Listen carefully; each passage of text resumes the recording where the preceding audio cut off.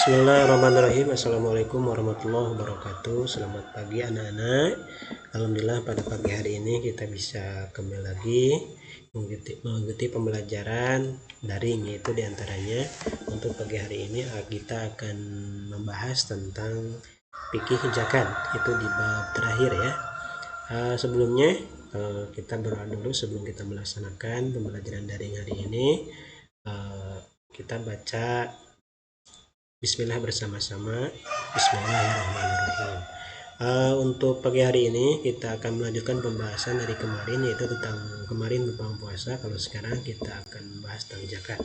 Nah, diantaranya untuk zakat kita akan membahas pembahasannya. Yang pertama definisi zakat, yang kedua macam-macam zakat, yang ketiga zakat profesi, yang keempat zakat fitrah, yang kelima orang yang berhak menerima zakat. Nah, kita akan membahas yang pertama dulu, yaitu definisi tentang zakat. Nah, definisi tentang zakat diantaranya menurut Abu Abdillah Muhammad bin Qasim bin Muhammad al-Ghazali Ibnu al-Garabili dalam kitab Fathul Qorib, karya yang berkiblat kepada mazhab Syafi'i, bahwa zakat secara bahasa adalah berkembang.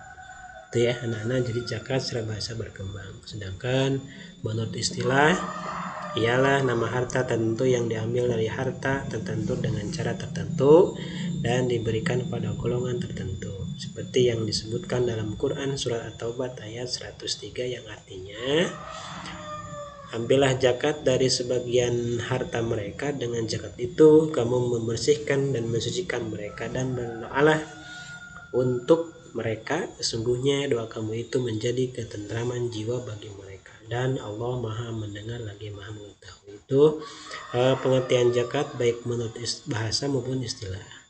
Nah, silakan untuk anak-anak bagi yang belum paham atau yang belum ini, silakan bisa dicatat atau bisa diketik ulang lagi, supaya nanti kalian bisa membacanya lagi ketika kita sudah beres. Selanjutnya, pembahasan selanjutnya yang kedua, macam-macam zakat. Nah, diantaranya untuk macam-macam zakat itu ada 3 macam. Yang pertama zakat mal. Itu zakat mal itu adalah atau zakat benda atau zakat harta. Menurut bahasa lugat ya, bahwa zakat mal itu atau harta itu adalah segala sesuatu yang diinginkan sekali oleh manusia untuk dimiliki, dimanfaatkan dan disiapkan. Sedangkan mutsara, harta adalah segala sesuatu yang dapat dimiliki atau dikuasai dan dapat digunakan, dimanfaatkan menurut golibnya atau lazimnya. Nah, suatu dapat disebut dengan mal harta apabila memenuhi 2 syarat. Diantaranya untuk 2 syarat itu adalah yang pertama dapat dimiliki, disimpan atau dihimpun, dikuasai. Yang kedua dapat diambil manfaatnya sesuai dengan golibnya, misalnya rumah, mobil, ternak, hasil pertanian, uang, emas, perak, dan lain sebagainya. Itu macam-macam zakat harta. Ada 2, bisa diulangi. Yang pertama syarat harta itu dapat dimiliki, disimpan, dihimpun, dikuasai. Yang kedua dapat diambil manfaatnya sesuai dengan golibnya, misalnya rumah, mobil, ternak, hasil pertanian, uang, emas, dan perak. Tuh. Nah, selanjutnya macam-macam zakat yang kedua itu zakat fitrah. Nah, ya, kita akan membahas tentang zakat fitrah. Pengertiannya, zakat fitrah ialah ciptaan, sifat asalnya, bakat, perasaan, keagamaan, dan perangai. Sedangkan zakat fitrah adalah zakat yang berfungsi mengembalikan manusia muslim kepada fitrahnya dengan menyucikan jiwa mereka dari kotoran-kotoran atau dosa-dosa yang disebabkan oleh pengaruh pergaulan dan sebagainya, sehingga manusia itu menyimpang dari fitrahnya. Itu zakat fitrah. Terus yang ketiga macam-macam zakat profesi. Nah, Secara umum zakat profesi menurut hasil tajrih Muhammadiyah adalah zakat yang dikeluarkan dari hasil usaha yang halal yang dapat mendatangkan hasil uang relatif banyak dengan cara yang halal dan mudah, baik melalui keahlian tertentu maupun tidak. Nah, waktu pengeluarannya, nisab dan kadar zakat profesi itu. Terus kita kembali lagi ke zakat fitrah. Syarat mengeluarkan zakat fitrah diantaranya ada jenis makanan zakat fitrah, waktu pembayaran zakat fitrah, orang yang mengeluarkan zakat. Nah, diantaranya kita akan membahas selanjutnya orang yang berhak menerima zakat. Nah, kita akan bahas. Yang pertama, orang yang berhak menerima zakat itu ada fakir.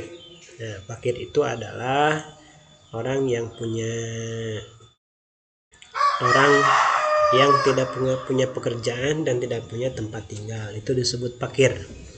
Kalau miskin, miskin itu orang yang punya pekerjaan, punya tempat tinggal, tapi pekerjaannya tidak memenuhi kebutuhan hidupnya sehari-hari. Nah, maka orang fakir dan miskin itu berhak menerima zakat.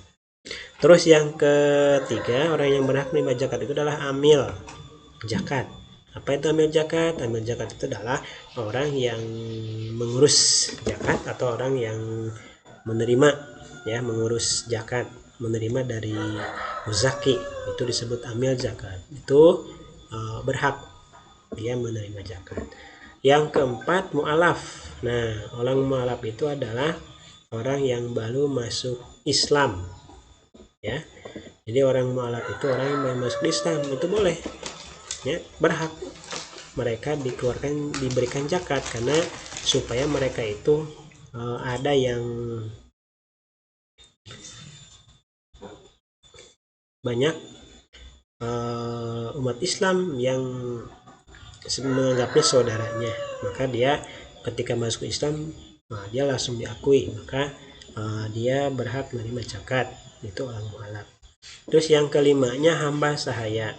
Nah, kalau hamba sahaya itu adalah, kalau dulu adalah budak belian, kalau sekarang kayaknya tidak ada, ya. Kalau sekarang ada pembantu. Nah, kalau dulu hamba sahaya itu budak belian, itu waktu zaman Rasulullah SAW. Itu yang kelima. Terus yang keenam, gorim. Nah, gorim itu adalah orang yang punya hutang dan hutangnya tidak bisa dibayarkan. Itu boleh, supaya meringankan hutangnya, maka orang yang gorim atau yang punya hutang boleh diberikan berhak menerima zakat, supaya hutangnya itu ringan dan sedikit-sedikit bisa dibayarkan. Nah, terus yang selanjutnya, yang ketujuh, ada sabilillah. Nah, fisabilillah. Nah, fisabilillah itu adalah orang yang berjuang di jalan Allah.